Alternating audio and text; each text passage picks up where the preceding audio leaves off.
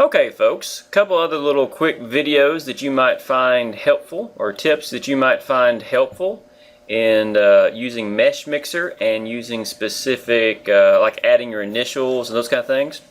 In the previous videos we have shown how to use the sculpting tool to add your initials, sort of like stenciling in there. In this particular one I want to address the ability to have a backup plan if in fact you can't get the stenciling or the sculpting tool to work. This typically happens with smaller objects, so don't fret if you can't get the sculpting to work. There's always a backup method, and sort of here it is. Let me make some quick adjustments to my creation here. I'll just, let's see, hit my edit, and I'll transform it by stretching it out a little bit and thinning it down just so it looks a little more like a plate. Okay, so here we go. Here's our object. Now let's say that I want to put my initials in here and I can't get the sculpting tool to work. Well, here's my backup plan. Always remember you have the ability to go down and select specific primitives associated with letters. So for example, you have my primitives here and we've got our letter category right here.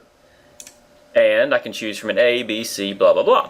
So what I'm going to do is I'm going to drag in an E. I'm also going to, well, I probably need to bring in my other letters too. Whoops, wrong thing. And how about an N? Drag it in. And I'm going to drag in, let's see, my W at the bottom. There we go. Bam. There we go.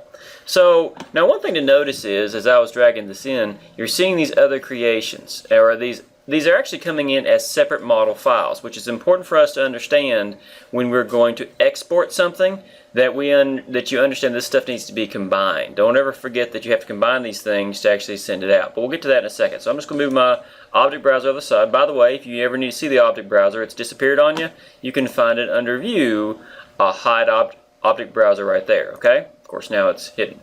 And don't forget you can turn this stuff off and on. So anyway, first thing I need to do is I need to get my E's sort of in the right orientation. So I'm going to make sure, looks like it's going to hold on me there. I'm going to switch to my editing tool and I'm going to do a quick transform. Looks like my W is selected first, that's fine. I'm going to rotate it around to its 90 degrees. And maybe I'm going to size it down by using my scaling transform tool. So I'm going to do that, then I'm going to move it around here, move it over here, slide it up into the material, making sure that I'm not too high, because watch, if you actually are not careful, you'll get it floating above the object. I don't want that. I want it just to barely come out however high I want it to be. Now if I need more height, I can always stretch it vertically. If I can't get there, there we go. Stretch it, scale it vertically, and then slide it back down. Sometimes you have to work with this stuff, by the way. Let's do another quick rotation this way. That looks good. Put it right here. Now I'm going to do the same thing for my other one. Click it, transform, and bring it over here. I don't want to rotate that way. And always remember, if you make a mistake, you can always hit undo and position it back in place. Let's try rotation this way. There we go. That's what we're looking for. 90 degrees. Scale it down some. Maybe a little rotation this direction. 90 degrees, and we're going to scale it up maybe a little bit more, move it this way, move it up some, move it back this way a little bit more, up a little bit. Again, just going to stretch it up so I have plenty of coming out, but it's also not floating above my object. Don't forget to always look down to make sure there's no space between the two, and don't really like the size, so I'm going to size it down some. And now it's time to go get the E. E's right there. Transform. Move it over. Like the rotation of 90. That looks 90. Like the rotation this direction. 90. And going to scale it down. If I can get this thing to behave. There we go. Slide it into place. Float it up. Maybe even scale it up a little bit in the Z direction so that I know it's through, and heck, I might just make it taller than the others. Doesn't really matter. The key thing is it's there. So in that process, I have now converted or actually put my initials on here without having to use the sculpt tool, which might be very handy. The only thing you got to keep in mind though is if you're going to export this stuff out and you just go up and you hit export and you try to turn it into an STL file, it's only going to have whichever one is selected. So once again, I got to remind myself to combine these before I'm done. So I'm going to hold down my control key and select each one of these, or you can also hold down the shift key and select them all. I think you can probably just hit control A too. No, you can't. Alright. Whoop.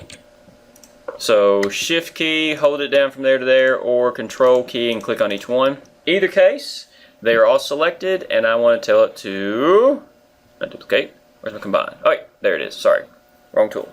Combine so that they all become one object. Now, keep in mind, once I do this, I will not be able to edit them individually anymore, but at least they will export out as an STL file, and I can actually go to printing. If you don't do the combine, what will happen is you will export out an STL file, and I may just get, all the others will be gone, and I may just get a plate. Or you might just send me an E right there in space. It happens. People don't think about it. They don't combine it, and so they send a print file, and all I've got to work with is a E floating out in space, and it doesn't print, and we can't print it. So keep that in mind. Make sure you combine, or you can always reopen the STL file and double check your work. If you don't double check, that's another, it's another big mistake. You should always double check your work to make sure it looks like what you think it looked like, or it's supposed to look like when you STL it out. So anyway, I'm gonna once again say that control key, hold it down, click on the others. They're all selected. I hit combine, and now all of my objects are actually built into one file that you can see here. So keep that process in mind. Everything's floated into place. It looks good. And now if I do an export, I can correctly export these out and get the correct file that I want to print. This is your backup plan in case you can't get the sculpting tool to behave for you. It happens sometimes. Depends on your object size and some settings. But this is your backup way to do it. Alright, we'll see you next time.